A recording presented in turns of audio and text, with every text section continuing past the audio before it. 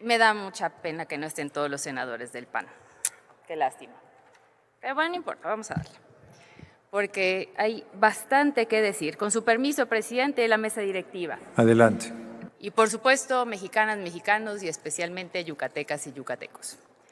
¿Es mala la figura de los organismos constitucionalmente autónomos? No, no es mala. Lo que sí es malo es la utilización política y el abuso de dicha figura, porque esto deriva en conflictos de interés, en ilegalidades y, por supuesto, también en duplicidad de funciones, etcétera. Aquí es importante dejar en claro que todos los derechos de las personas, sean consumidores, sean empresas, sean trabajadores, se encuentran salvaguardados en la ley y es responsabilidad del gobierno federal garantizarlos. Legisladoras y legisladores de los últimos sexenios, es decir, del 2001 al 2018, decidieron que el Poder Ejecutivo debía trasladar sus facultades a órganos constitucionalmente autónomos para ejercerlos en su lugar. ¿Es respetable? Sí, sí es respetable. Pero ahora, las y los legisladores en este 2024 de la Cuarta Transformación estamos decidiendo regresar esas atribuciones y facultades al Poder Ejecutivo. Así de sencillo. Todas las cosas evolucionan y respondemos a los momentos, a los retos que nos exige cada etapa de la historia de nuestro país. Luego, entonces, si este traslado se hizo antes y ahora lo estamos regresando, ¿cuál es la verdadera molestia de los que aquí están? De las y los legisladores de oposición que ya sabemos que tienen intereses que defender en otras partes. Se los voy a ejemplificar en el caso del INAI. Recordemos que los últimos nombramientos que se hicieron en este Senado de la República en el sexenio pasado del INAI fueron con el voto de las 2/3 partes. Es decir, que teníamos que consensar todo. Había que ver que esté de acuerdo todos los partidos y empezaba la pugna por decir yo quiero nombrar, yo quiero nombrar, yo quiero nombrar. Y al final, pues como no vamos a ser rehenes de nadie, tampoco van a seguir siendo un botín, pues ya no hubo nombramiento después de ello. Y después viene la elección de Coahuila. Y basta con leer el acuerdo entre el PRI y el PAN, firmado por los dirigentes de ambos partidos para confirmar que el puesto de comisionado o comisionada del INAI se volvió un botín político. ¿Por qué? Porque el voto de ese comisionado que sale de determinado interés de partido al final se canjea y se vuelve motivo de negociación política, a cambio de privilegios, a cambio de dádivas o a cambio también, en algunos otros casos hace mucho tiempo, de protección. ¿Por qué no? Luego entonces, como ya no hay nombramientos de partidos, ya no habrá, pues en la pérdida del poder y del privilegio es notable. Por si fuera poco, con ese puesto de comisionado también llegaban otros cargos para poder desempeñar tranquilamente. En los informes de la auditoría, por ejemplo, del 2022, se encuentran servidores públicos como si fuera el Poder Judicial, tíos, primos, sobrinos, hermanos, etcétera, etcétera, etcétera, además de los respectivos aviadores.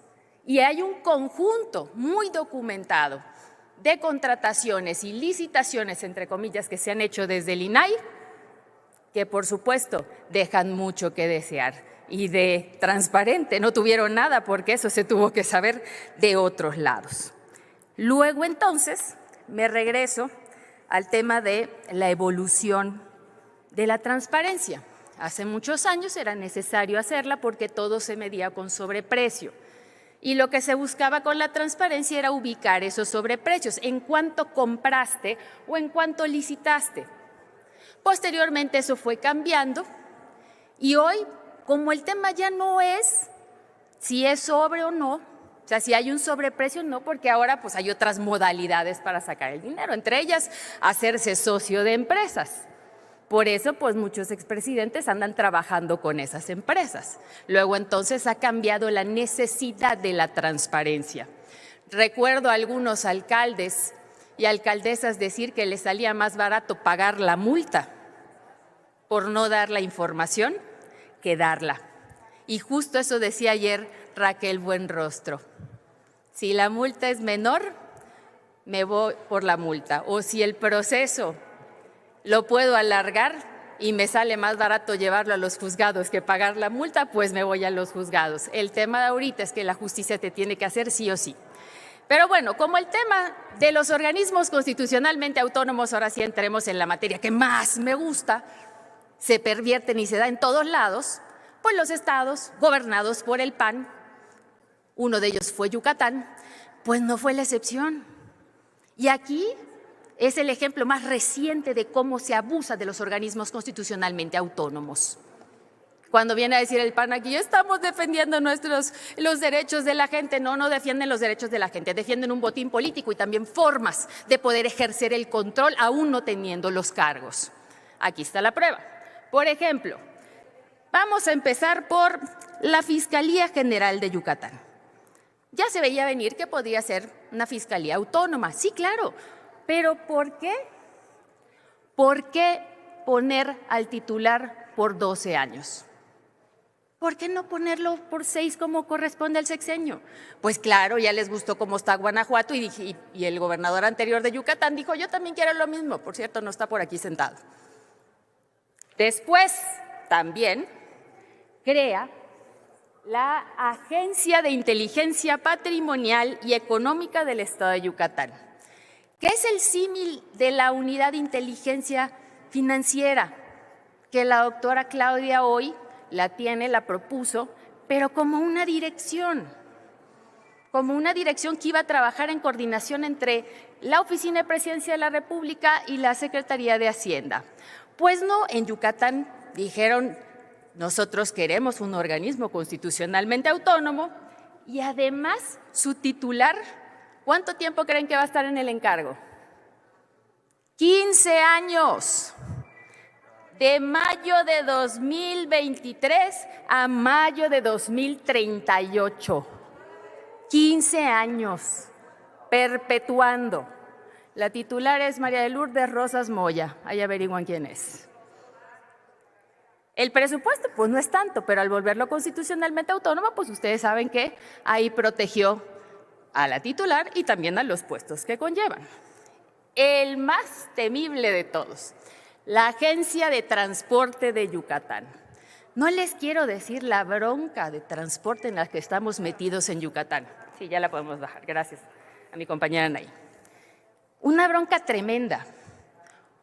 El presupuesto de esta agencia, aún existiendo una dirección de transporte, duplicidad de funciones, por cierto, tiene de presupuesto 2,453 millones de pesos.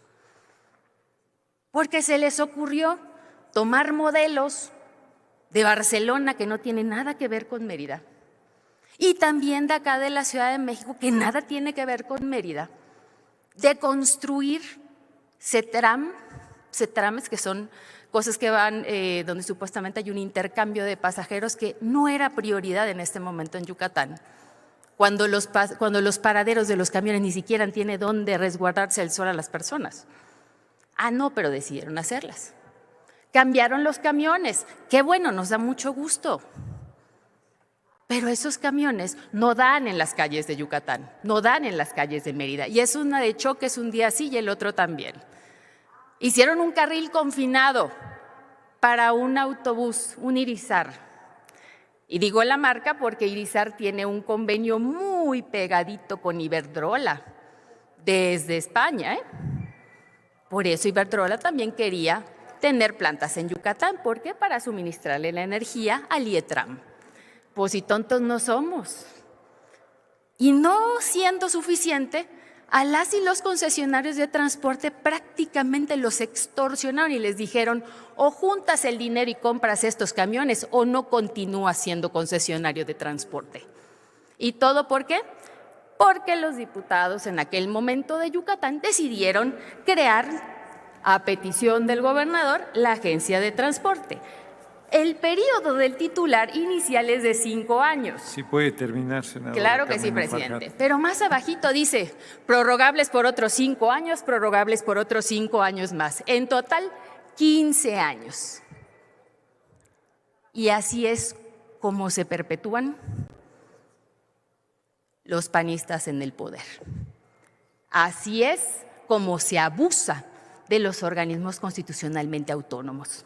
Y por eso, porque quiero que este país tenga lo que realmente merecemos como mexicanos y mexicanas, que es un poder ejecutivo que responda a las causas, voy a votar a favor de que desaparezcan esos organismos, pero seguiré velando junto a todos mis compañeros de Morena de que los derechos sean garantizados. Muchísimas gracias. Gracias, senadora Camino Farjat. Tiene el uso de la palabra